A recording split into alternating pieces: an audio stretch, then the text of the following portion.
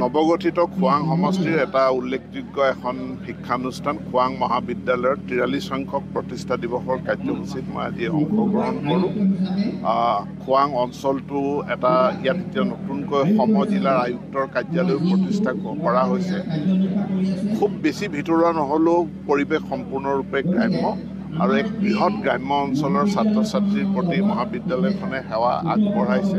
মই ভাবোঁ যে অনাগত দিনত মহাবিদ্যালয়খনৰ বিকাশ আৰু হ'ব। ছাত্ৰ ছাত্ৰীৰ সংখ্যা বৰ্তমান 1000ৰো ওপৰত, কিন্তু মই ভাবোঁ যে ছাত্ৰ ছাত্ৰীৰ সংখ্যা অনাগত দিনত আৰু বৃদ্ধি পাব।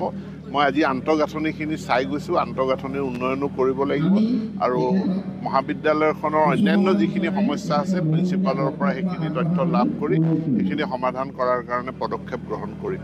শিক্ষা বিভাগৰ নিযুক্তিৰ ক্ষেত্ৰত যিহেতু বহু বিদ্যালয় মহাবিদ্যালয় পদ এতিয়া চলি আছে, নিযুক্তিৰ ক্ষেত্ৰত কিবা পদক্ষেপ বহু নাই। আগতেতো খুব 101টা বছৰত মানে 5টা বছৰত নিযুক্তি নহৈছিল। আমি প্ৰায় 2500 মহাবিদ্যালয়ৰ এছিষ্টেণ্ট প্ৰফেচাৰ আমি নিযুক্তি দিলোঁ। স্কুলৰো এতিয়া যি ডকুমেণ্ট ভেৰিফিকেশ্যন চলি আছে এইটো সমাপ্ত হোৱাৰ পিছত আমি প্ৰায় 8000মান graduate teacher and post graduate teacher আমি নিযুক্তি দিবলৈ সক্ষম হওঁ। ইয়াৰ উপৰি LP UP টিচাৰ 5500ৰ ডকুমেণ্ট ভেৰিফিকেশ্যন চলি আছে। খুব সোনকালে প্ৰক্ৰিয়া সমাপ্ত হ'ব।